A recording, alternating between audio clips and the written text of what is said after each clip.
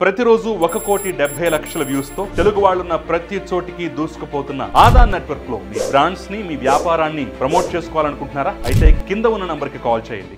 నమస్తే, welcome to Aadan. నమస్తే రాజేష్ గారు. రాజేష్ గారు, ఈరోజు మన డిస్కషన్లో ముఖ్యమైనటువంటి అంశాలు. నంబర్ 1, చంద్రబాబు నాయుడు నిన్న మీడియాతో మాట్లాడినటువంటి మాటలు. ఇంకా జగన్మోహన్ రెడ్డి వస్తే ఈ మా పరిస్థితి ఏంటి అనే భయాందోళనలో పారిశ్రామికవేత్తలు వ్యక్తం చేస్తున్నారు. మేము వాళ్ళకి ధైర్యం చెప్తున్నాం అని చెప్పేసి ఒక నిస్సహాయ స్థితిలో చేసినటువంటి కామెంట్ అనేది కొంత చర్చనీయాంశం అవుతుంది. మేము కక్ష సాధింపు వెళ్ళట్లేదు. ఇక ఈ ధోరణిలో ఇంకొంత కార్యకర్తల్లో అది కొంత ఉత్సాహం ఒక పక్క నింపుతూనే మరో పక్క నైరాశ్యానికి కూడా, పారిశ్రామికవేత్తలు అడుగుతున్నా మీరు ఇంకా ఎందుకు సైలెంట్గా ఉన్నారు, ఈ పాటికి చాలా చేయాల్సిందే అనేలాగా సోషల్ మీడియాలో కానీ బయటగానే కామెంట్లు వినిపిస్తున్నాయి. సో ఏంటి మరి దానికి పరిష్కార మార్గం ఏంటనేది ఒకసారి మనం మాట్లాడే ప్రయత్నం చేద్దాం. దాంతోపాటుగా ఇప్పుడు ఈ అసంతృప్తి స్థాయి ఎంతవరకు పెరిగిపోయింది అనే దాని మీద తాజా కొన్ని ఉదాహరణలు కనిపిస్తున్నాయి. బాయ్కాట్ మహానాడు కార్యకర్తలకు అన్యాయం జరిగింది, ఈ కొత్త ప్రభుత్వం ఏమీ చేయట్లేదు కాబట్టి మహానాడిని ఈసారి బహిష్కరిద్దాం అనే ఒక ట్రెండ్ మొదలుపెట్టారు. మరి ఎవరు మొదలుపెట్టారో తెలియదు. వైసీపీ వాళ్ళు చేశారనో పక్క, లేదు అసంతృప్తిగా ఉన్న కార్యకర్తలను మరో పక్క అయితే ఒక అంశం అయితే తెలుస్తోంది. అంత అవసరం ఉందా, ఆ పరిస్థితి ఉందనేది రెండో అంశంగా మనం మాట్లాడదాం. ఫస్ట్ మనం చంద్రబాబు వ్యాఖ్యలు, ఆ పరిణామాల గురించి ఒకసారి మాట్లాడే ప్రయత్నం చేద్దాం. మీ అభిప్రాయం ఏంటో నిన్నటి కామెంట్స్ చూసిన తర్వాత? అంటే ఎన్డీఏ కూటమి పట్ల ప్రజలు విశ్వాసం కనపరిచారు. ఆ కనపరిచిన విశ్వాసం పట్ల పారిశ్రామికవేత్తలు కూడా విశ్వాసం వ్యక్తం చేస్తూనే ఉన్నారు. కానీ గత 5 సంవత్సరాలు జగన్మోహన్ రెడ్డి గారు సృష్టించిన విధ్వంసం నేపథ్యంలో పారిశ్రామికవేత్తల్లో ఎక్కడో దగ్గర లోపల కొద్దిగా అయినా సరే ఆ గుబురు లేకుండా ఎట్లా ఉంటుంది? ఇవాళ మనం ఒక కాలనీలోకి వెళ్ళి ఒక ఇల్లు తీసుకొని అద్దెకుండాలి అంటేనే 100 రకాల ఆలోచిస్తాం మనం. ఈ కాలనీకి రోడ్ యాక్సెస్ బాగుందా లేదా, మన వర్క్ ప్లేస్కి మనం ట్రాఫిక్ హడ్డిల్స్ లేకుండా టైంకి రీచ్ అవ్వగలుగుతామా లేదా, ఇక్కడ లోకల్గా శాంతి భద్రతలు ఎలా ఉంటాయి అన్న, రౌడీలు గీడులు ఇట్లాంటి ఏమన్నా యాక్టివిటీ ఏమైనా ఉంటుందా, ఇక్కడ దొంగతనాలు లాంటి వాటికి ఏమైనా ఆస్కారం ఉందా, మనం డ్యూటీకి వెళ్ళిపోతాం, మన కుటుంబాలు ఇంట్లో ఉంటాయి, వాళ్ళకి ఇక్కడ సేఫ్ యాంబియన్స్ ఉందా లేదా, ఇన్ని రకాలు ఆలోచిస్తాం కదా. మన పిల్లలు కలిసి ఆడుకోవటానికి ఇక్కడ వాళ్ళ ఏజ్ గ్రూప్ పిల్లలు ఉన్నారా లేరా, అవును, ఇక్కడ నుంచి shopping, entertainment, hospitals, hospitality, schools ఇవన్నీ ఎంత దూరంలో ఉన్నాయి, ఇన్ని రకాలు ఆలోచిస్తామే. ఒక ఇంట్లో అద్దెకి తీసుకొని ఉండాలంటేనే మరి ఒక పారిశ్రామికవేత్త 100 కోట్లు 1000 కోట్లు తన డబ్బు తీసుకొచ్చి ఒక ప్రాంతంలో పెట్టుబడి పెట్టాలి, అక్కడ పరిశ్రమ ఏర్పాటు చేయాలి అని అంటే అదొక పర్మనెంట్ ఆబ్లిగేషన్. అంటే ఇవాళ పెట్టి రేపు తీసేసే సర్కస్ డేరా కాదు అది. ఒక పరిశ్రమని నెలకొల్పటం అని అంటే ఒక లైఫ్ టైం ఆబ్లిగేషన్ అది ఖచ్చితంగా. మరి అటువంటి ఒక పరిశ్రమ నెలకొల్పాలి అన్నప్పుడు ఖచ్చితంగా ఏ రాష్ట్రంలో మనం ఏర్పాటు చేస్తున్నాం, ఆ రాష్ట్ర ప్రజలు ఎటువంటి వాళ్ళు. ఇక్కడ పారిశ్రామికవేత్తలు డౌట్ ఎక్స్ప్రెస్ చేస్తున్నది ఆంధ్రప్రదేశ్ పౌర సమాజం మీద. ఎందుకంటే ఇక్కడ ఆంధ్రప్రదేశ్ పౌర సమాజం ఈ 30 సంవత్సరాల్లో 2 సార్లు చారిత్రక తప్పులు చేశారు. మొదటిది, చంద్రబాబు నాయుడు గారు రాష్ట్ర సర్వతోముఖాభివృద్ధి దిశగా 1995-2004 మధ్య చాలా అద్భుతమైన పరిపాలన చేశాడు ఆయన. కానీ నాటి ప్రతిపక్ష నాయకుడు రాజశేఖర రెడ్డి గారు, కాంగ్రెస్ పార్టీ, అలాగే కమ్యూనిస్టులు వీళ్ళందరూ కలగలిసి చంద్రబాబు నాయుడు గారిని విద్యుత్ సంస్కరణలు చేయటమే ఒక నేరం, ఘోరం అన్నట్టుగా ఆయన్ని రైతు వ్యతిరేకంగా చిత్రీకరించి ప్రజల నడ్డి విరుస్తున్నాడు అని చెప్పని, ప్రపంచ బ్యాంకు జీతగాడు అని చెప్పని చేసిన ప్రచార నేపథ్యంలో ఉచిత విద్యుత్తు అనే ఒక హామీకి చంద్రబాబు నాయుడు గారి ద్వారా జరుగుతున్న మొత్తం అభివృద్ధిని స్తంభింపజేస్తూ ప్రజలు చంద్రబాబు నాయుడు గారిని ఓడించారు, రాజశేఖర రెడ్డి గారిని గెలిపించారు. ఎన్నికలకు ముందు విద్యుత్ ఛార్జీలు రోల్ బ్యాక్ చేస్తానని వాగ్దానం చేసిన రాజశేఖర రెడ్డి గారు మరి 5 సంవత్సరాలు 3 నెలలు పరిపాలించి ₹1 విద్యుత్ ఛార్జీ తగ్గిలా. దాన్ని ఒక ఎన్నికల అస్త్రంగా వాడుకున్నారు అంతే. చంద్రబాబు నాయుడు గారు అవినీతి చేశారు అని చెప్పని ఆయన పూర్తి పదవీ కాలంలో ఒక్క అంశంలో కూడా నిర్ధారణ చేయలేకపోయారు. కానీ ఆయన అవినీతిపరుడు అని చెప్పని ప్రజల్లో చిత్రీకరించి 2004 ఎన్నికల్లో విజయం సాధించారు. అంటే ఆంధ్రప్రదేశ్ పౌర సమాజం ఎవరో ఉచితంగా ఇస్తా అన్నారు అని చెప్పని తమ కళ్ళ ముందు జరుగుతున్న అభివృద్ధిని, ఎందుకంటే చంద్రబాబు నాయుడు గారి ప్రభుత్వం అధికార వ్యవస్థని ప్రజలకు చేరువ చేసింది, అధికార వ్యవస్థని ప్రజలకు జవాబుదారీగా చేసింది. అదే సందర్భంలో 38 ఇంజనీరింగ్ కాలేజీలు ఉన్న రాష్ట్రంలో 350 ఇంజనీరింగ్ కాలేజీలు నెలకొల్పింది. అద్భుతమైన రోడ్ ఇన్ఫ్రాస్ట్రక్చర్ క్రియేట్ చేసింది. పవర్ కోతలతో సతమవుతున్న స్థితి నుంచి పవరు చాలా మిగులుకి రాష్ట్రాన్ని చేర్చింది. అలాగే ఐటీ అండ్ ఐటీ ఎనేబుల్డ్లో కొన్ని లక్షల మంది యువత ఉపాధి పొందడానికి ఆస్కారం కలిగించింది. సిటిజన్ చార్టర్ అమల్లోకి తీసుకొచ్చింది, రైతు బజార్ వ్యవస్థ అమల్లోకి తీసుకొచ్చింది. అసలు ఒక రకంగా మాట్లాడుకుంటే గ్రామీణ ప్రాంతాల్లో చంద్రబాబు నాయుడు గారి పుణ్యమే రోడ్ ఇన్ఫ్రాస్ట్రక్చర్ చాలా అద్భుతంగా అభివృద్ధి చెందింది. కొన్ని లక్షల దీపం కనెక్షన్స్ ఇచ్చారు. ఇవేవి ప్రజల పరిగణలోకి తీసుకోకుండా రాజశేఖర రెడ్డి గారు ఉచిత విద్యుత్ అనగానే, చంద్రబాబు నాయుడు గారిని అవినీతిపరుడు అనగానే కళ్ళ ముందు కనిపిస్తున్న వాస్తవాన్ని కూడా రికగ్నైజ్ చేయకుండా చంద్రబాబు నాయుడు గారు ఓడించారు, రాజశేఖర రెడ్డి గారిని గెలిపించారు. ఇదొక చారిత్రక తప్పు. 2004లో చంద్రబాబు నాయుడు గారు ఓడిపోయిన పర్యవసానం తర్వాత దశాబ్ద కాలంలో రాష్ట్ర రాజకీయాల్లో చెలరేగిన పెను మార్పుల పర్యవసానం రాష్ట్రమే 2 ముక్కలైంది. ఆ తర్వాత 2014లో విభజిత రాష్ట్రానికి చంద్రబాబు నాయుడు గారిని ముఖ్యమంత్రిగా ఎంపిక చేసుకున్నారు. ఆయన ముఖ్యమంత్రిగా బాధ్యతలు చేపట్టే నాటికి కొత్తగా ఏర్పాటైన రాష్ట్రానికి రాజధాని కూడా లేదు, లోటు బడ్జెట్తో ఏర్పడింది. పూర్తి గ్రామీణ నేపథ్యం ఉన్న రాష్ట్రం, పారిశ్రామికీకరణ పెద్దగా లేని రాష్ట్రం, విద్యా వైద్యం ఉపాధికి 5 కోట్ల మంది ప్రజలు పక్క రాష్ట్రాల మీద ఆధారపడుతున్న రాష్ట్రం, రోడ్ ఇన్ఫ్రాస్ట్రక్చర్ చాలా అధ్వానంగా ఉన్న రాష్ట్రం, కరెంటు కోతలతో సతమతమవుతున్న రాష్ట్రం. అటువంటి రాష్ట్రాన్ని కరెంటు మిగులు రాష్ట్రంగా మార్చాడు ఆయన. రోడ్ ఇన్ఫ్రాస్ట్రక్చర్ చాలా అద్భుతంగా తీర్చిదిద్దాడు. రాజధానిని నిర్ణయించి రాజధానికి ఒక రూపాన్ని ఇచ్చారు. లక్షల కోట్ల పారిశ్రామిక పెట్టుబడులు రప్పించారు. లక్షల మందికి ప్రైవేట్ రంగంలో ఉపాధి కల్పన చేశారు. 2 డిఎస్సీలు కండక్ట్ చేశారు. ఉద్యోగులకి 43% ఫిట్మెంట్ ఇచ్చారు. క్రమం తప్పకుండా 1వ తారీఖు జీతం ఇచ్చారు. 200 రూపాయలు ఉన్న సామాజిక పెన్షన్ని 2000 రూపాయలకి చేర్చారు. అయినా సరే జగన్మోహన్ రెడ్డి విష ప్రచార ప్రభావంతో ఇవాళ తెలుగువాడి ఆంధ్ర పౌరుడు కూడా అభివృద్ధి చెందిన దక్షిణాది రాష్ట్రాల సరసన తలెత్తుకొని నిలబడగలుగుతాడు అని ఒక ఆత్మవిశ్వాసం పోగు చేసుకుంటున్న పరిస్థితుల్లో జగన్మోహన్ రెడ్డి విష ప్రచార ప్రభావంతో చంద్రబాబు నాయుడు గారిని ఓడించారు. ఇటువంటి పరిస్థితుల్లో మరి ఆంధ్రప్రదేశ్ పౌర సమాజం దేన్ని చూసి ఎవరిని ఎంపిక చేసుకుంటుంది, దేన్ని చూసి ఎవరిని ఓడిస్తుంది అనేది ఖచ్చితంగా బయట నుంచి చూసే పారిశ్రామికవేత్తలకైనా మేధావర్గాలకైనా ఒక $1 మిలియన్ ప్రశ్న. ఇక్కడ 2019లో నెగ్గిన జగన్మోహన్ రెడ్డి గారు 3 సార్లు సిఏఏ కన్వెన్షన్స్ పెట్టి చేసుకున్న పారిశ్రామిక ఒప్పందాలని తరిమేశాడు. పరిశ్రమను గ్రౌండింగ్ అవ్వనివ్వకుండా ఆయన తీసుకున్న నిర్ణయాల పర్యవసానం ముఖ్యమంత్రిగా ఆయన పదవి బాధ్యతలు చేపట్టిన వెంటనే ఒక డిస్ట్రక్టివ్ నిర్ణయాలు తీసుకున్నాడు ఆయన. ప్రజావేదిక కూల్చివేత, పవర్ పర్చేసింగ్ అగ్రిమెంట్లు రద్దు, ప్రాజెక్టుల టెండర్లు రద్దు, రాజధాని పనులు రద్దు, అన్నా క్యాంటీన్లు రద్దు, ఇసుక పాలసీలు రద్దు. ఇలా ఈ రద్దుల పరంపరతోటి ఒక నెగిటివ్ ఇంపాక్ట్ రాష్ట్రం మీద క్రియేట్ అయింది.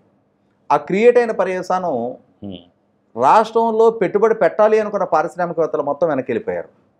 ముఖ్యంగా రాష్ట్రానికి తలమానికంగా ఉండాల్సిన, రాష్ట్ర యువత భవిష్యత్తుకి దిక్సూచిగా ఉండాల్సిన రాష్ట్ర రాజధాని పనులను స్తంభింపజేయడమే కాకుండా ఒక గ్రోత్ కారిడార్గా, ఒక సంపద సృష్టి కారకంగా, యువతకు ఉపాధి కల్పనకు ఒక మార్గం సుగమం చేసేదిగా ఉండాల్సిన స్టార్టప్ ఏరియాని, సీడ్ క్యాపిటల్ని సింగపూర్ కన్సార్టియంతో చేసుకున్న ఒప్పందాన్ని రద్దు చేయడం అనేది ఒక అవివేకపు చర్య. ఇవన్నీ పారిశ్రామికవేత్తల్లో రాష్ట్రం పట్ల ఒక నెగిటివ్ ఇంపాక్ట్ కలిగించినాయి. ఇటువంటి పరిస్థితుల్లో మరి తిరిగి ప్రజలు మళ్ళీ చంద్రబాబు నాయుడు గారిని ఎన్నుకున్నారు. ఆ ఎన్నుకున్న పర్యవసానం ఇవాళ చంద్రబాబు నాయుడు గారు పారిశ్రామికవేత్తల్ని రండి అని చెప్పి ఆహ్వానిస్తుంటే కళ్ళ ముందు జగన్మోహన్ రెడ్డి సృష్టించిన విధ్వంసం కనిపిస్తూ ఉంది వాళ్ళకి. ఆంధ్రప్రదేశ్ పౌర సమాజం చంద్రబాబు నాయుడు గారు ఏంటి అనేది తెలుసుండి ఆయన ఏ విధమైన అభివృద్ధి ప్రణాళికలు రచిస్తున్నాడు, ఏ విధంగా ఆయన ప్రణాళికలను ఎగ్జిక్యూట్ చేస్తున్నాడు అనేది కళ్ళ ముందు కనిపిస్తున్నా కూడా 2019లో ఆయన ఎందుకు ఓడించారు, జగన్మోహన్ రెడ్డిని ఎందుకు గెలిపించారు అనేది ఇవాళ బయట నుంచి చూసే వాళ్ళకి ఖచ్చితంగా ప్రశ్నార్థకమే. ఎందుకంటే ఇక్కడ జగన్మోహన్ రెడ్డికి ఉన్న నేర చరిత్ర తెలుసు, ఆయనకున్న మీద ఉన్న అవినీతి ఆరోపణలు తెలుసు, ఆయన మీద నమోదైన కేసులు తెలుసు, నమోదైన ఛార్జ్ షీట్లు తెలుసు, గ్రావిటీ ఆఫ్ ఛార్జ్ షీట్లు అంటే gravity of corruption in the charge sheets. 43,000 కోట్ల ప్రజాధనం దుర్వినియోగం జరిగింది అని చెప్పని సిబిఐ ఛార్జ్ షీట్లో మెన్షన్ చేసింది. ఆయన 16 నెలలు జైల్లో ఉండొచ్చాడు. అయినా సరే ఒక visionary leader, experience and expertise ఉన్న చంద్రబాబు నాయుడు గారిని ఓడించి జగన్మోహన్ రెడ్డిని ఎంపిక చేసుకున్న ఆంధ్రప్రదేశ్ పౌర సమాజాన్ని నమ్మాలి అని అంటే ఏ పారిశ్రామికవేత్తకైనా ఖచ్చితంగా సంశయం ఉంటుంది. ఇటువంటి పరిస్థితుల్లో మళ్ళీ తిరిగి ప్రజలు చంద్రబాబు నాయుడు గారిని ఎంపిక చేసుకున్నారు. ఎంపిక చేసుకున్న నేపథ్యంలో ఏంటంటే పారిశ్రామికవేత్తల్లో చంద్రబాబు నాయుడు గారికి ఉన్న ట్రాక్ రికార్డు దేశవ్యాప్తంగా అంతర్జాతీయంగా కూడా పారిశ్రామికవేత్తల్లో ఆయనకున్న పరపతి, ఆయనకున్న కాంటాక్ట్స్ ఆంధ్రప్రదేశ్ రాష్ట్రానికి ఆయనే ఒక బ్రాండ్ అనే దాంట్లో ఎటువంటి డిస్ప్యూట్ లేదు. ఈ నేపథ్యంలో ఇవాళ పెద్ద పెద్ద పరిశ్రమలు, లక్షల కోట్ల పెట్టుబడులు పెట్టే పరిశ్రమలు గ్రౌండింగ్ అవుతూ ఉన్నాయి, పారిశ్రామిక ఒప్పందాలు జరుగుతూ ఉన్నాయి. అదే సందర్భంలో కొంతమంది పారిశ్రామికవేత్తల నుంచి వాళ్ళకి ఈ డౌట్ ఉంటుంది, సార్ మీరు అభివృద్ధి చేస్తున్నారు, మిమ్మల్ని నమ్మొస్తాం, మీ పాలసీస్ బాగున్నాయి, మీ ప్రభుత్వ విధానాలు కూడా మాకు అనుకూలంగా ఉన్నాయి, మిమ్మల్ని నమ్మొస్తాం, రేపు మళ్ళీ జగన్మోహన్ రెడ్డి రావడానికి గ్యారంటీ ఏంటి? మీ ప్రజలు ఇంత అంటే ఏమనాలి, 5 ఏళ్లకు ఒకసారి వాళ్ళ కళ్ళ ముందు జరుగుతున్న అభివృద్ధిని, ఒక ప్రభుత్వ చిత్తశుద్ధిని, ఒక పాలకుడి విజన్ను కూడా అర్థం చేసుకోకుండా జగన్మోహన్ రెడ్డిని గెలిపించింది నా నేపథ్యం కళ్ళ ముందు కనిపిస్తున్నప్పుడు మరొకసారి ఇటువంటి చారిత్రక తప్పు చేయరని నమ్మకం ఏంటి అని చెప్పని వాళ్ళు అడగటం సహజం.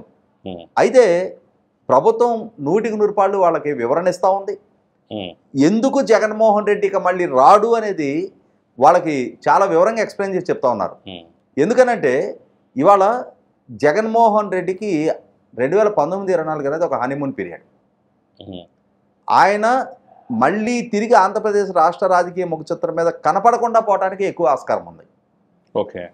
కాబట్టి ఏంటంటే పారిశ్రామికవేత్తల్లో కూడా నమ్మకం పెరుగుతుంది కాబట్టి వాళ్ళ 6 నెలల్లో 4 లక్షల కోట్ల పారిశ్రామిక పెట్టుబడులు ఒప్పందాలు ఖరారు కావటం అంటే ఇవాళ పారిశ్రామిక సంస్థలు ప్రకటిస్తున్నాయి, ప్రభుత్వం ప్రకటిస్తుంది, మంత్రివర్గం ఆమోదిస్తుంది, state investment promotion board SIPB వాళ్ళు ఆమోదం తెలిపారు, ఇవాళ కేబినెట్ ఆమోదం తెలిపింది. కాబట్టి ఏంటంటే ఇది ఒక మంచి సైన్. ఇవాళ చంద్రబాబు నాయుడు గారి ప్రభుత్వం ముందు చాలా హ్యూజ్ టాస్క్ ఉంది.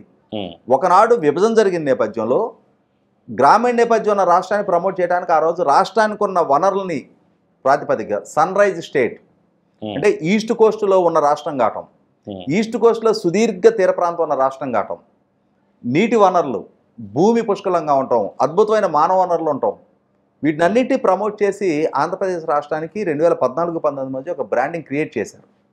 ఆ క్రియేట్ చేసిన బ్రాండింగ్ దెబ్బతిన్న నేపథ్యంలో మళ్ళీ తిరిగి బ్రాండింగ్ క్రియేట్ చేయడం అనేది ఒక హ్యూజ్ టాస్క్.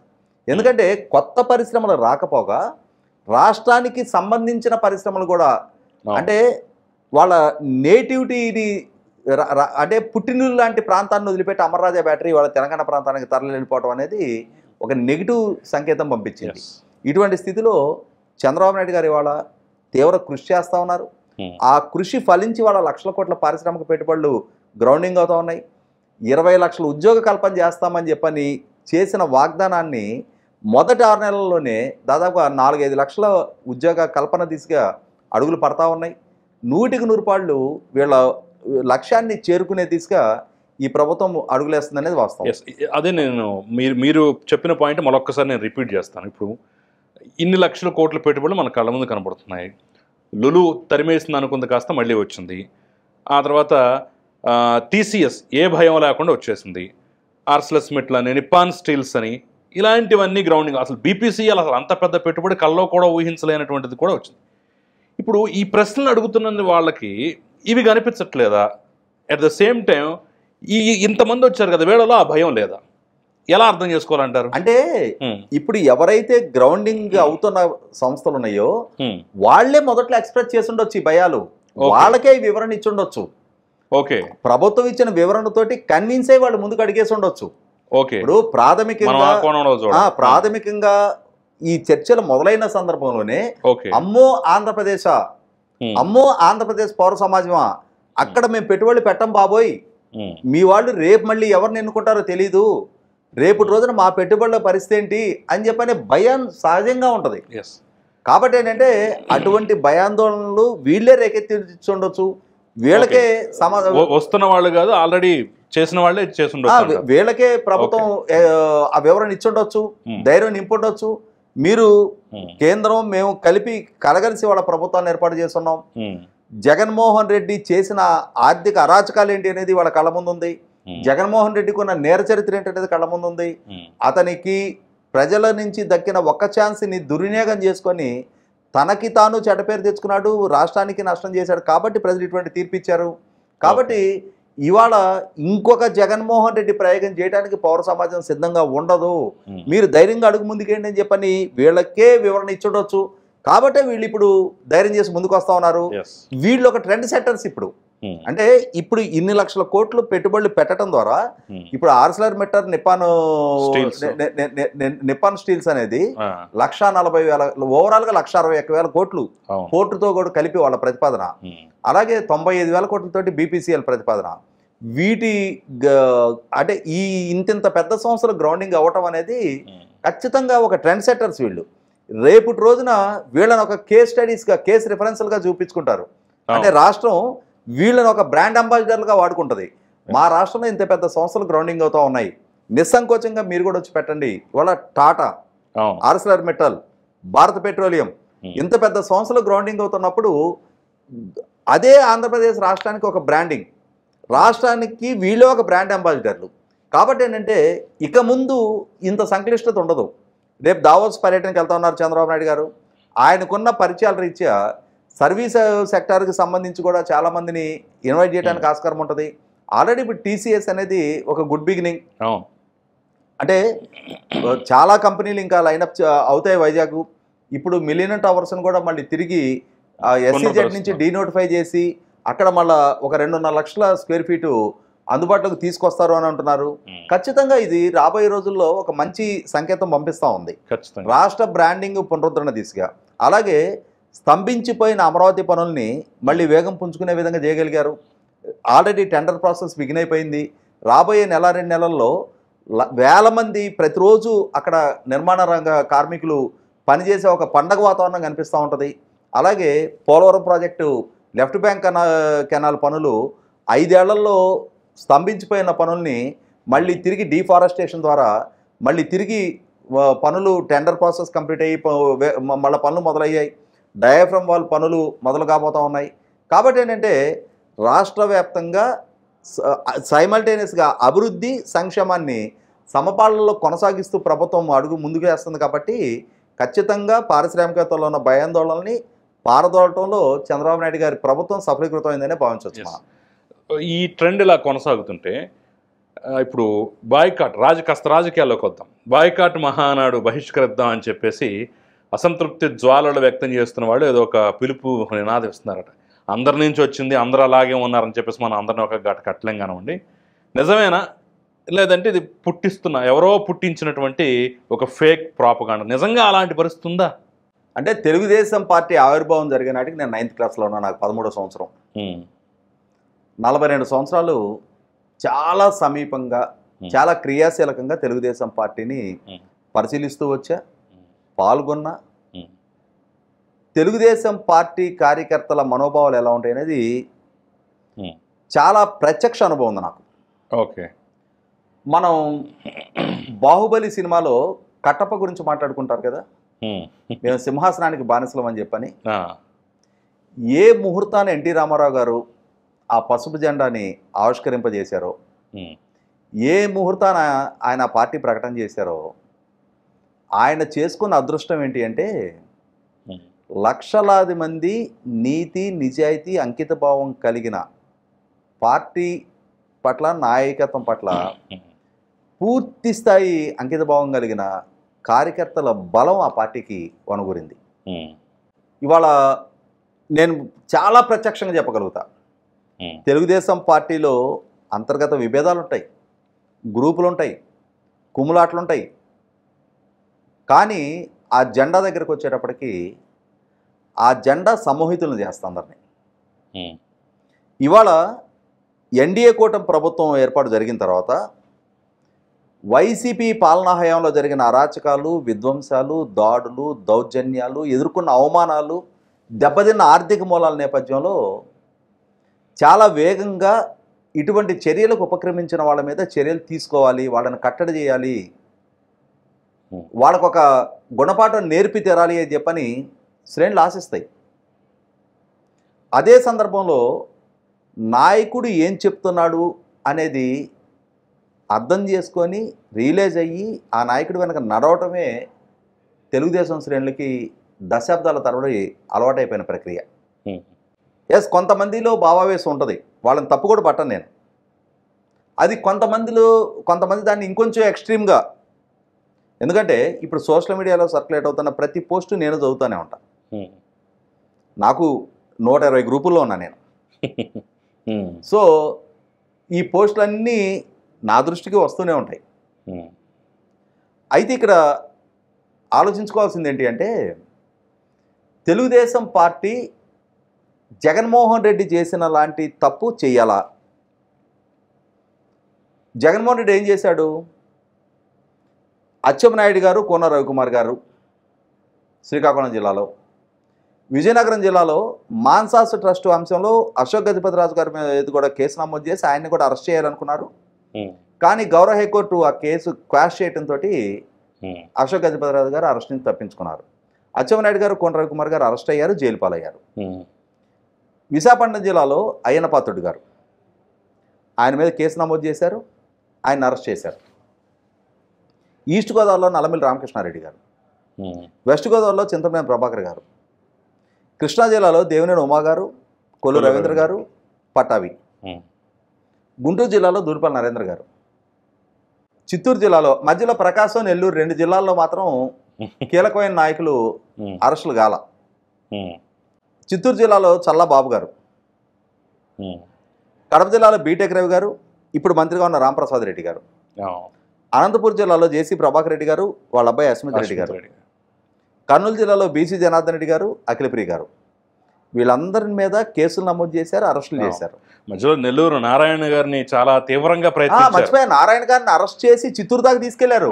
నెల్లూరు జిల్లా కూడా లిస్టులో ఉంది, కరెక్టే. నేను ఇంకా నారాయణ గారి పేరు మర్చిపోయా. ప్రకాశం ఒక్కటే కొంత. అవును, ప్రకాశంలో కూడా గొట్టిపాటి రవి గారిని వ్యాపారంగా దిగ్బంధం చేసే ప్రయత్నం చేశారు, ఆర్థిక మూలాలు దెబ్బకొట్టారు, మొత్తం మూసేసుకున్నాడు కదా. అవును, 100 కోట్ల రూపాయల ఫైన్లు విధించారు.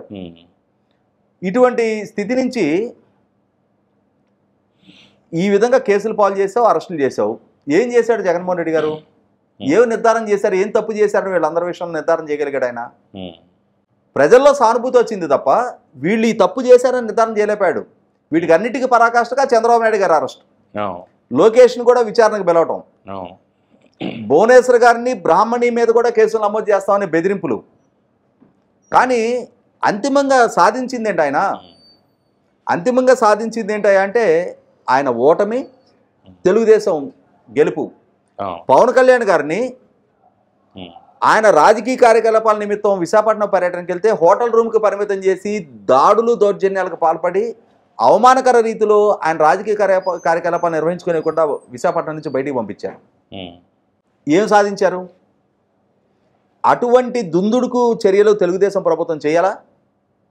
ఇవాళ తెలుగుదేశం ప్రభుత్వ హయాంలో ఈ ఎన్డీఏ కూటమి ప్రభుత్వం బాధ్యతలు చేపట్టిన తర్వాత అగ్రిగోల్డ్ ఆస్తుల్ని అన్యాయంగా ఫోర్జరీ రిజిస్ట్రేషన్ చేసుకొని దాన్ని అమ్మి సొమ్ము చేసుకున్న జోగి రమేష్ కొడుకు రాజీవ్ అరెస్ట్ అయ్యాడు. అతను ఏం చేశాడు అనేది సమాజం ముందు పెట్టి అతను అరెస్ట్ చేశారు. అలాగే వెంకటరెడ్డి, మైనింగ్ వెంకటరెడ్డి అరెస్ట్ అయ్యాడు. పిన్నెల్లి రామకృష్ణారెడ్డి అరెస్ట్ అయ్యాడు. ఎవరికైనా సానుభూతి వచ్చిందా వీళ్ళ మీద? నందిగం సురేష్ 5 నెలలుగా జైల్లో ఉన్నాడు. బోర్గడ్డ అనిల్ జైల్లో ఉన్నాడు. ఇవాళ రఘురామకృష్ణరాజు గారిని కస్టడియల్ టార్చర్ చేసిన కేసులో విజయపాలు జైల్లో ఉన్నాడు. కాదంబరి జత్వాని కేసులో 3 IPSలు తెలుగుదేశం పార్టీని, జనసేన పార్టీని, ఇన్ఫ్యాక్ట్ ప్రతిపక్షాలని అనుక్షణం ఒక చీడ పురుగుల్లాగా చూశారు ఈ పోలీసు అధికారులు. వాళ్ళని ప్రజాస్వామ్యంలో ప్రతిపక్ష రాజకీయ పార్టీలుగా పరిగణించలా. అధికార పార్టీ ఒక్కటుంటే చాలు అని చెప్పని ప్రతిపక్ష పార్టీల పట్ల ఎంత చులకన స్వభావాన్ని కనపరిచారు ఈ పోలీసు అధికారులు. ఇవాళ వాళ్ళ పరిస్థితులు ఏంటి? సస్పెండ్ అయ్యి కేసులు ఎదుర్కొంటూ ఉన్నారు. ఎంతమంది వాళ్ళ పరారీలో ఉన్నారు? అవును, పిన్నెల వెంకటరామరెడ్డి. ఇవాళ సోషల్ మీడియా ఎంత ప్రక్షాళన జరిగింది. ఇవాళ ఒకనాడు సోషల్ మీడియా ఓపెన్ చేస్తే పచ్చి బూతు పురాణం, మార్ఫింగ్ ఫోటోలు, మార్ఫింగ్ వీడియోలు. ఆ స్థితి నుంచి ఆ విష సంస్కృతి చాలా వరకు కట్టడైంది కదా. సమూలంగా ప్రక్షాళన అయిందంటే ఒకడోరా ఉంటారు అక్కడక్కడ. అంటే మీరు చెప్తున్న పాయింట్లు చాలా వాల్యుబుల్. మనం ఈ అనేక సందర్భాల్లో కొన్ని అంశాలు ఇందులో మాట్లాడాం. కానీ ఇంతవరకు ఎవరు మాట్లాడట్లా. ఇక్కడి నుంచి మరొకటి, కొడాలి నాని ఏం చేశారు, వంశీని ఏం చేశారు, పేరు నాని ఇంకా ఎందుకు అరెస్ట్ అవ్వలేదు, ఈ బ్యాచ్ ప్రస్తుతం ఇంకా బయట ఉన్నటువంటి అంబటి రాంబాబు పరిస్థితి ఏంటి, అసలు రోజాని ఎందుకు వదిలేశారు, రోజా సవాళ్ళు విసురుతోంది, మీసాలు మెలేస్తోంది, తొడలు కొడుతోంది అని మిగిలిన పార్ట్ ఇక్కడ మాత్రమే ప్రస్తావిస్తున్నారు. నేను అదే చెప్పబోతున్నా. తప్పు చేసిన ఎవరిని ఉపేక్షించడం ఉండదు. ఓవర్ నైట్ అన్ని సాధ్యం కావు. అంత మూర్ఖపు శిఖామణి జగన్మోహన్ రెడ్డికి చంద్రబాబు నాయుడు గారిని అరెస్ట్ చేయడానికి 4 సంవత్సరాలు 3 నెలలు పట్టింది. ఒక క్లిష్ట పరిస్థితుల్లో ఈ ప్రభుత్వం బాధ్యతలు చేపట్టింది. జగన్మోహన్ రెడ్డి సృష్టించిన ఆర్థిక విధ్వంసం, ఎన్నికలకు ముందు తాము చేసిన వాగ్దానాలు నెరవేర్చుకోవాలి. వీటన్నిటికి తోడు దెబ్బతిన్న రాష్ట్ర బ్రాండింగ్ పునరుద్ధరించుకోవాలి. జగన్మోహన్ రెడ్డి నెల రోజులకే ఢిల్లీ వెళ్ళి రాష్ట్రపతి పాలన పెట్టండి, రాష్ట్రంలో శాంతి భద్రతలు లేవు అని చెప్పని రాష్ట్ర బ్రాండింగ్ దెబ్బతీసే ప్రయత్నం చేశాడు. స్తంభించిపోయిన రాజధాని పనులు పునరుద్ధరించాలి, పోలవరం ప్రాజెక్టు పనులు పునరుద్ధరించాలి, పారిశ్రామిక పెట్టుబడులు రప్పించాలి. అంటే ప్రభుత్వ పరంగా ఇవి కూడా బాధ్యతలే. ఎన్నికల ముందు తాము వాగ్దానం చేసిన హామీలన్నింటినీ నెరవేర్చాలి. మరి వీటికి కావాల్సిన రిసోర్సెస్ మొబిలైజ్ చేసుకోవాలి. వీటితో పాటుగా ఒక్కొక్క కేసుని కేసు బై కేసు పక్కా సాక్ష్యాధారాలు సేకరించి అరెస్టులు చేయాలి. సాక్ష్యాధారాలు సేకరించవు, జగన్మోహన్ రెడ్డి లాగా ఓవర్ నైట్ అందరిని అరెస్ట్ చేస్తావు, జైలుకి పంపిస్తావు. ఎన్నాళ్ళు ఉంచుతావు జైల్లో? మహా అయితే అచ్చెన్నాయుడు గారిని ఉంచినట్టు ఒక 70 రోజులు ఉంచగలుగుతావు. 70 రోజుల తర్వాత బెయిల్లో వస్తుందిగా ఖచ్చితంగా. అంటే జగన్మోహన్ రెడ్డి చేసినటువంటి వేక్ అటెంప్ట్ వీళ్ళు కూడా చేయాలా? వాళ్ళని జైలుకి ఉత్తగా పంపిస్తే ఉపయోగం ఏంటి? వాళ్ళు ఏం తప్పు చేశారనేది సాక్ష్యాధారాలతో నిర్ధారణ చేసి జైలుకి పంపించాలి. రోజాకి సంబంధించి చాలా ఆరోపణలు ఉన్నాయి. ప్రతి ఆరోపణల మీద విజిలెన్స్ విచారణ జరుగుతూ ఉన్నాయి, సాక్ష్యాధారాలు సేకరిస్తూ ఉన్నారు. అంతా కలిపి 6 నెలలే పూర్తయింది, 7వ నెల నడుస్తూ ఉంది. ఇప్పుడు పూర్తి సాక్ష్యాధారాలు సేకరిస్తారు, ఎవరి మీద ఏ ఛార్జెస్ ఫ్రేమ్ చేయాలనేది ఫ్రేమ్ అవుతాయి. ఇవాళ సిఐడి సంజయ్ ఎవరైనా ఊహించామా? అతని పుట్టుపూర్వతరాలు మొత్తం లాక్కొచ్చి ఇవాళ అతన్ని సస్పెండ్ చేసి అతని మీద కేసు నమోదవుద్దని చెప్పని. పిఎస్ఆర్ ఆంజనేయులు అతను ప్రదర్శించిన విశృంఖలత్వానికి ఇవాళ అతని మీద కేసులు నమోదవుతాయి, సస్పెండ్ అవుతాడు అనేది మనం ఊహించామా? PV Sunil Kumar CID additional డీజీగా ఉండి అతను చేసిన అరాచకాలకి అతని మీద కేసు నమోదవుద్దని మనం ఊహించామా? ఇవాళ వరుస పెట్టి ఛార్జెస్ ఫ్రేమ్ అవుతూ ఉన్నాయి ఒక్కొక్కళ్ళ మీద. నాయకుల మీద కూడా అవి తీరతాయి. ఎవరిని ఉపేక్షించే ఆస్కారమే లేదు. ఇవాళ పేర్ని నాని అంశం ఇప్పుడు కొత్తగా ముందుకొచ్చింది, ఎన్నికల ముందు చేసిన ఆరోపణ కాదు ఇది. ఇవాళ పేర్ని నాని కుటుంబమే స్వయంగా కన్ఫెస్ అయ్యి 1,70,00,000 రూపాయలు డీడీలు కట్టారు. పేర్ని నాని సతీమణి విచారణ ఎదుర్కొంటా ఉంది. పేర్ని నాని కూడా అక్యూజ్ నెంబర్ 6గా కేసులో ఉన్నాడు. ఇప్పుడు ఖచ్చితంగా ఎవరికి ముట్టాల్సింది వాళ్ళకి ముట్టుద్ది. సో ఇవన్నీ ఇప్పుడు మీరు ఇన్ని అంశాలు చెప్పారు కదా, ఇవన్నీ ఆలోచించలేని స్థితిలో తెలుగుదేశం క్యాడర్ ఉంది అనుకోవడానికి కూడా లేదు. ఇక్కడ జరుగుతున్నది ఏంటంటే సహజం. అంటే వీళ్ళకున్న భావావేశం రీత్యా ఓవర్ నైట్ చాలా ఎఫెక్టివ్గా అవతరాలందరిని అణిచేయాలని చెప్పని ఆ కోరిక ఉండటం సహజం. నా ఉద్దేశం అయితే అన్ని ప్రభుత్వం చేయాల్సిన నెస్టీ లేదు. అన్ని ప్రభుత్వం వల్ల సాధ్యం కూడా కాదు.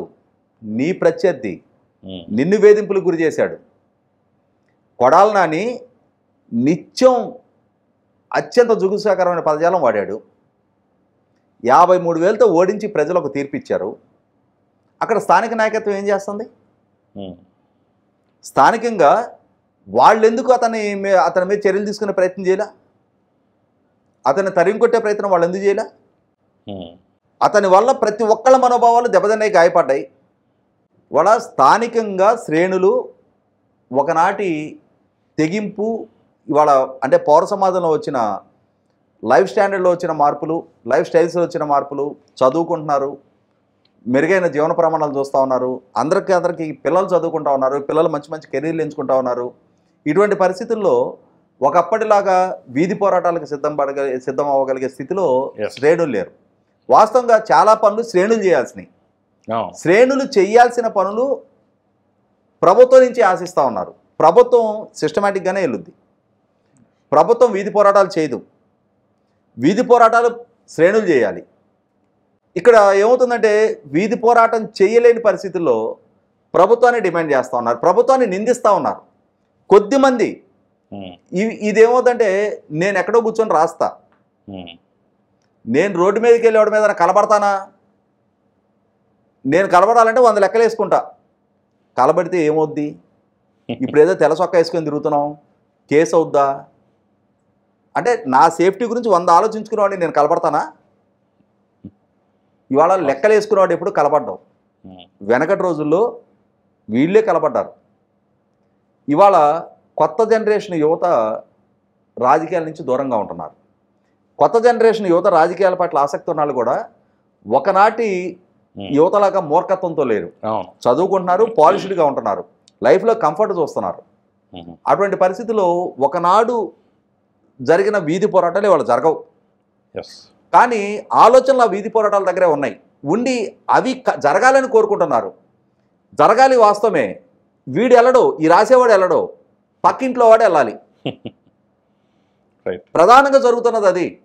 సరే వీధి పోరాటం చేద్దాం, నేనుంటా, నాతో పాటు రాను, వచ్చేవాళ్ళు ఎంతమందో రారు, పక్కింట్లో నుంచి రావాలి. ఎందుకంటే ఆ వీధి పోరాటాల వల్ల వీడు ఇబ్బంది పడటం వీడికి ఇష్టం లేదు, ఎవరో చేయాలి. ఇటువంటి పరిస్థితుల్లో చంద్రబాబు నాయుడు గారు ఒక పాపాల భైరవుడు, ఆయన మీద ఒక నిందేసేయి, ఆయన చాలా అసమర్థుడు, చాలా చేతకాని వాడు, ఏదన్నా ఆయన వైపు నుంచి స్పందన ఉండదు కదా, భరిస్తాడు కదా. కానీ ఖచ్చితంగా ప్రభుత్వం వెళ్తున్న దారి సరైన దారిలో ఉంది. నాకు తెలిసి అసలు సిస్సలో క్రమశిక్షణ కలిగిన, అంకిత భావం కలిగిన తెలుగుదేశం శ్రేణులు నాయకుడిని అనుసరించడమే తెలుసు వాళ్ళకి. అంతే తప్ప మహానాడిని బాయ్కాట్ చేస్తాము, సోషల్ మీడియాలో జరిగే కొన్ని ట్రోల్స్ గ్రౌండ్లో కీలకంగా అసలు జెండా పుచ్చుకొని తిరిగే కార్యకర్త వీటిని పరిగణలో కూడా తీసుకోడు.